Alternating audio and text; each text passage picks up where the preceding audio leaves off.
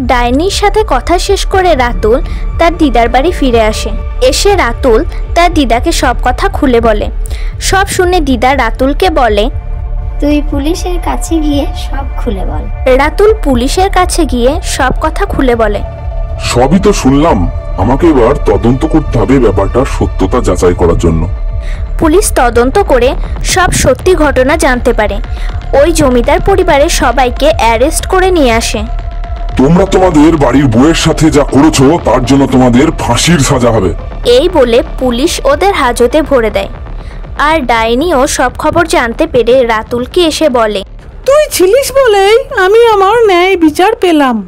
তোমার সাথে অনেক অন্যায় হয়েছিল গো।